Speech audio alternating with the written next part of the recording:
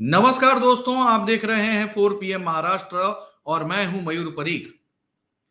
दोस्तों, जब से मुख्यमंत्री एकनाथ शिंदे समेत 16 विधायकों पर डिस्क्वालिफिकेशन की लटकती हुई तलवार तेज होने लगी है और ऐसा लग रहा है कि जजमेंट डे करीब आने लगा है, बीजेपी के नेता जो हैं वो एकनाथ शिंदे के पक्ष में तेजी से बयानबाजी देना शुरू कर दिए हैं। इतना ही नहीं, मुख्यमंत्री एकनाथ शिंदे और राज ठाकरे, इन दोनों के बीच में नजदीकियां बढ़ने लगी हैं। मुख्यमंत्री एकनाथ शिंदे का पीआर डिपार्टमेंट भी मुस्तैद हो गया है और सारे सिनेस्टार से लेके पत्रकार से लेके सभी किसी को मुख्यमंत्री से ताबड़तोड़ मिलने की बात कर रहे हैं। मौका है गणेशोत्सव का, गणपति दर्शन के विषय में ये सारी मीटिंग शुरू हुई है और कुछ नेता ऐसे भी हैं जो इस पूरे विषय में अपना कोई बयान नहीं देना चाहते।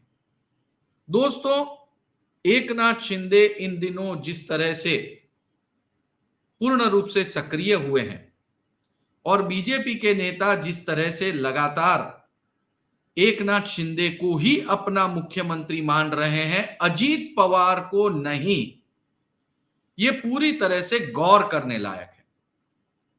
मैं आपको दो बयान सुनाता हूं। पहला बयान उत्तर मुंबई के सांसद सदस्य गोपाल शेट्टी का है, जो इस विषय में कुछ नहीं बोलना चाहते, और दूसरा बयान अतुल भातखलकर, जो कि बीजेपी के विधायक हैं, वो क्या कहते हैं। पहले हम वो सुनेंगे, फिर इस पूरे विषय में डिटेल में बात करेंगे।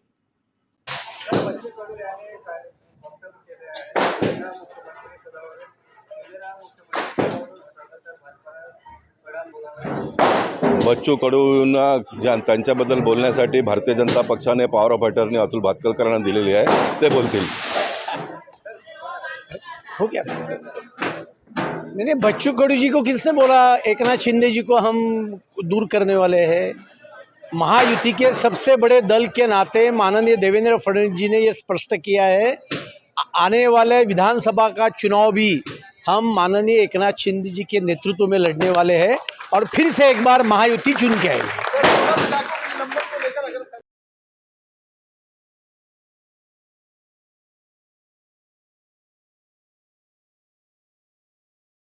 तो सुना आपने, अतुल भातखलकर जो कि बीजेपी के वरिष्ठ नेता हैं और विधायक हैं, कई सालों तक बीजेपी के प्रवक्ता रहे हैं। उन्होंने बिल्कुल साफ कर दिया कि हमारा अगर कोई मुख्यमंत्री है तो वो एकनाथ शिंदे हैं और अगर अगला चुनाव हम लड़ेंगे तो वो एकनाथ शिंदे की अगुवाई में ही चुनाव लड़ेंगे। दोस्तों, एक बात बिल्कुल साफ है, बच्चू कडू ये निर्दलीय विधायक हैं। उन्होंने जो बयान दिया उस बयान को काउंटर कर रहे हैं बीजेपी के तमाम विधायक और उसी के साथ तमाम नेता, बीजेपी के तमाम विधायक जो हैं वो एक सुर में कह रहे हैं कि हमारा अगर कोई नेता है तो वो नेता है सिर्फ और सिर्फ एकनाथ शिंदे, उनकी अध्यक्षता में ही हम अगला चुनाव भी लड़ने वाले हैं। दूसरी ओर गणेशोत्सव के मौके पर महाराष्ट्र के मुख्यमंत्री एकनाथ शिंदे के निवास स्थान पर लोगों की चहलकदमी जो है वो बढ़ गई है, लेकिन ये जो लोग हैं ये आम नागरिक नहीं है, कुछ खास भी हैं। उद्धव ठाकरे के चचेरे भाई राज ठाकरे ये मुख्यमंत्री एकनाथ शिंदे के निवास स्थान पर पहुंचे। जब वो उनके निवास स्थान पर पहुंचे तो कईयों की भवें तन गई, क्योंकि इसी गणेशोत्सव के मौके पर मुख्यमंत्री एकनाथ शिंदे और उप मुख्यमंत्री देवेंद्र फडणवीस, वो दोनों ही नेता पिछले दिनों राज ठाकरे इनके निवास स्थान पे पहुंचे, ऐसी खबरें कई जगहों पर आई। सबसे पहले मैं आपको वो विजुअल्स दिखा दूं जिसमें मुख्यमंत्री एकनाथ शिंदे और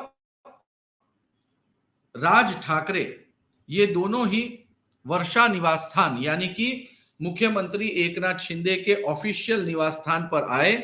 वहां पे गणेश जी का आगमन जो हुआ है, वहां पे उनके दर्शन किए और उसके बाद में इन दोनों नेताओं ने इनफॉर्मली चर्चा की, बातचीत की।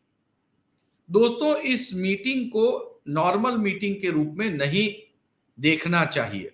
भले ही महाराष्ट्र की संस्कृति ऐसी हो कि तमाम नेता तमाम बाउंड्री लाइन भूलकर एक दूसरे के साथ में अलग अलग सांस्कृतिक मौकों पर मिलते रहते हैं और चर्चा करते रहते हैं, लेकिन ये मीटिंग जो है उसको इससे थोड़ा अलग से हटके देखना चाहिए, ऐसा मुझे लगता है।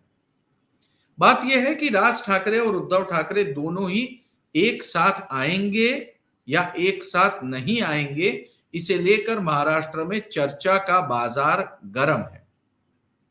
और इसी बीच मुख्यमंत्री एकनाथ शिंदे और राज ठाकरे के बीच में लगातार अलग अलग मौकों पर अलग अलग मुद्दों पर मीटिंग होती जा रही है। कुछ दिन पहले भी राज ठाकरे जो है वो मुख्यमंत्री एकनाथ शिंदे को मिलने के लिए उनके निवास स्थान पर यानी वर्षा पर पहुंचे थे और दोनों के बीच में क्लोज डोर मीटिंग हुई थी जो लंबी चौड़ी चली थी। और इसी तरह मुख्यमंत्री एकनाथ शिंदे भी राज ठाकरे इनके निवास स्थान पर गए गणेशोत्सव के दौरान, उसके पहले भी, और उन दोनों के बीच में भी चर्चा हुई। यानी कि राज ठाकरे और मुख्यमंत्री एकनाथ शिंदे के बीच में चर्चा जो है वो लगातार जारी है, चर्चा जो है वो लगातार चल रही है, किसी न किसी कारण से, किसी न किसी वजह से।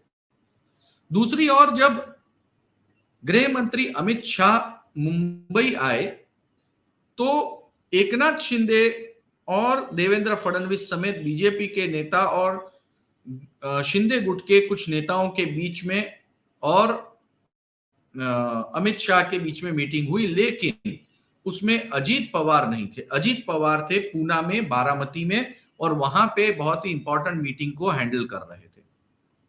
तीसरी ओर चुनाव आयोग ने महाराष्ट्र के स्पीकर ने सीएम के डिस्क्वालिफिकेशन को लेकर अपनी सुनवाई जो है वो शुरू कर दी है।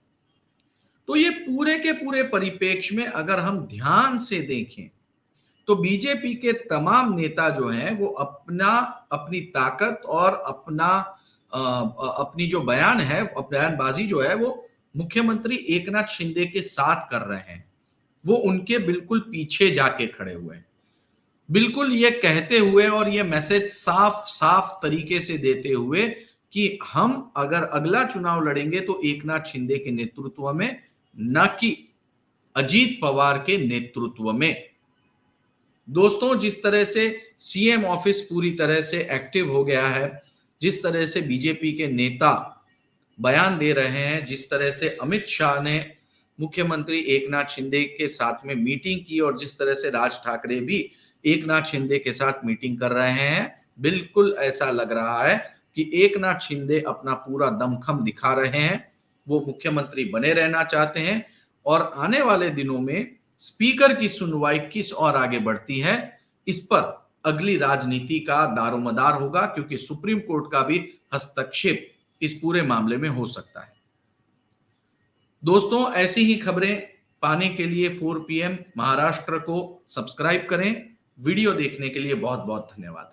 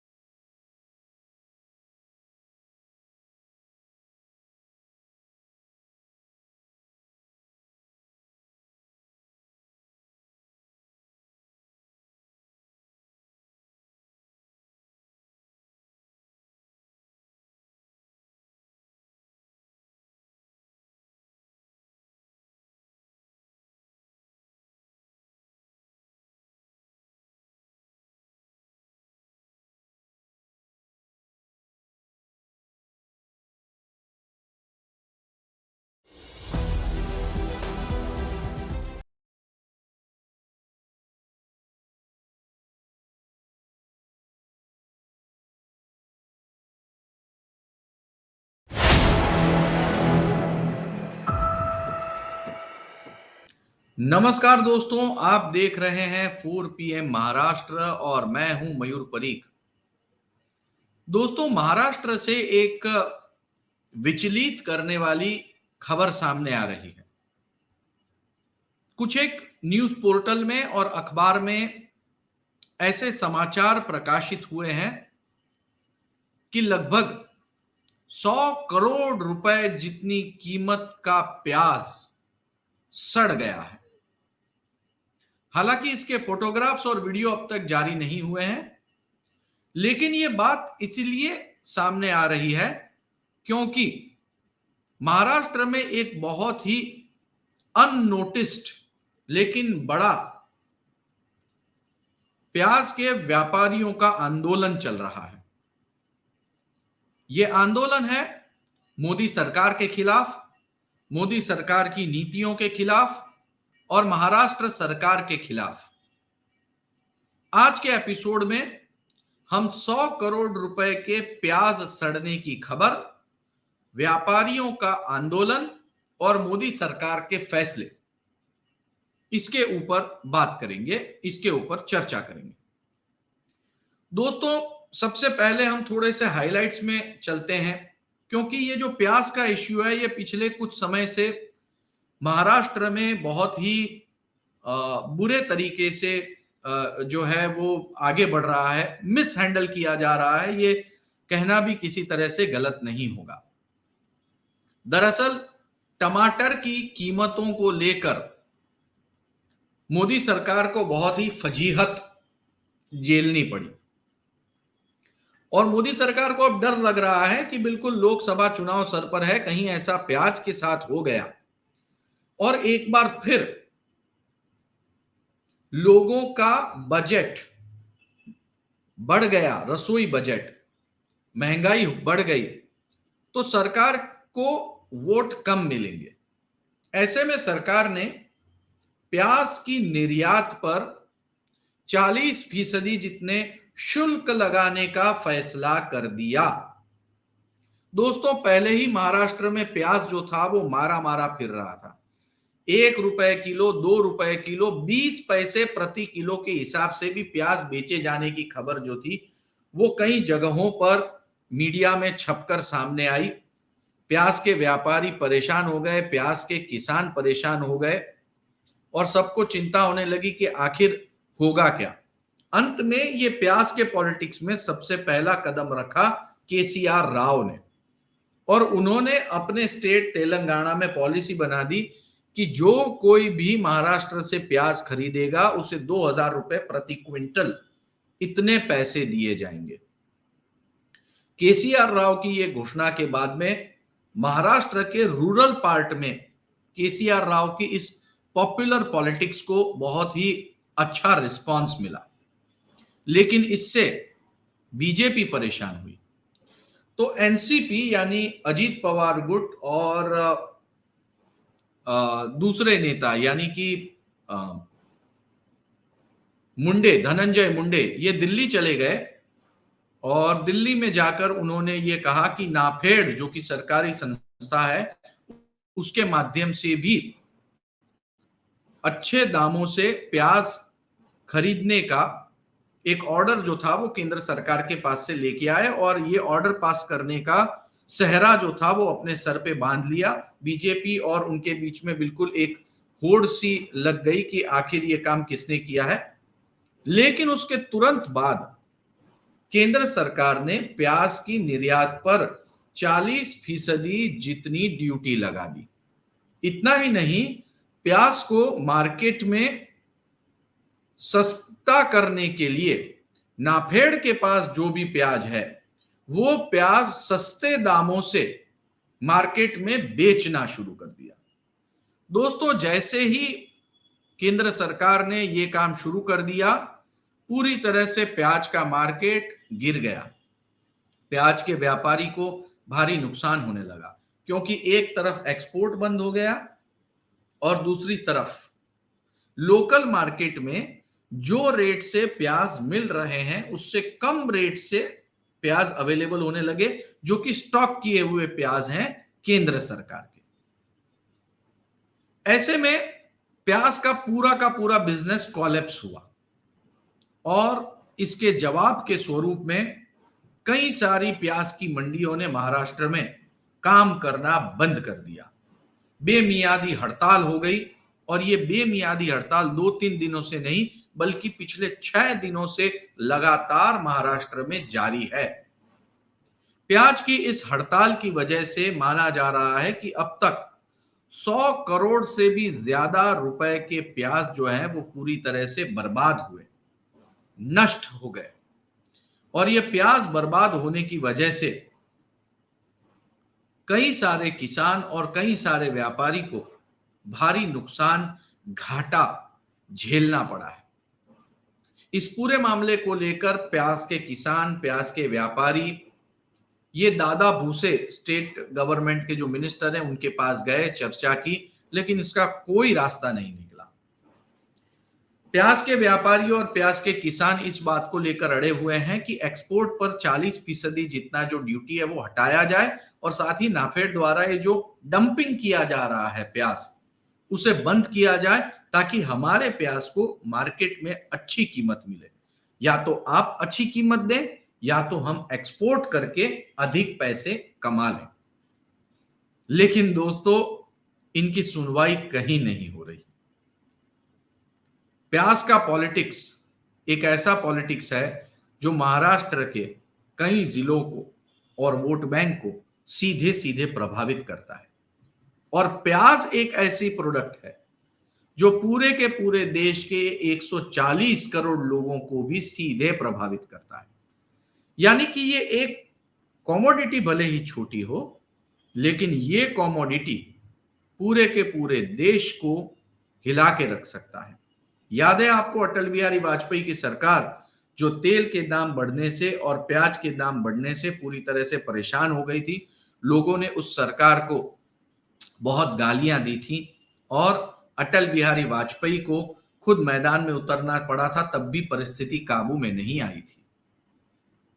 दोस्तों, इससे सबक लेते हुए मोदी सरकार जो है वो अपने लिए एक बाउंड्री लाइन बना रही है, अपने लिए एक बचने का रास्ता बना रही है। लेकिन ये जो बचने का रास्ता बना रही है उससे गांव की पॉलिटिक्स पर, किसान की पॉलिटिक्स पर और व्यापारियों की मांग पर, उनके बिजनेस पर बहुत बड़ा असर पड़ रहा है। देखिए, जब वोट बैंक होता है तो नफा नुकसान देखा जाता है।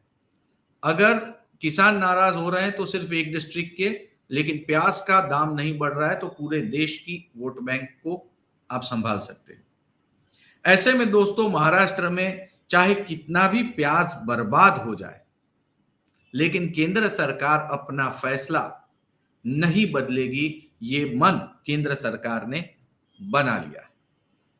दोस्तों, किसानों ने भी फैसला किया है कि आने वाले दिनों में अब हम दिल्ली में जाकर आंदोलन करेंगे। देखना है दिलचस्प होगा कि ये आंदोलन किस दिशा में आगे बढ़ता है और क्या केंद्र सरकार पसीजती है या नहीं। इस प्याज की पॉलिटिक्स को लेकर तमाम खबरें मैं 4 PM महाराष्ट्र के माध्यम से आप तक पहुंचाता रहूंगा। चैनल को जरूर सब्सक्राइब करें। वीडियो को पसंद आया हो तो लाइक और शेयर, कमेंट जरूर करें। बहुत बहुत धन्यवाद।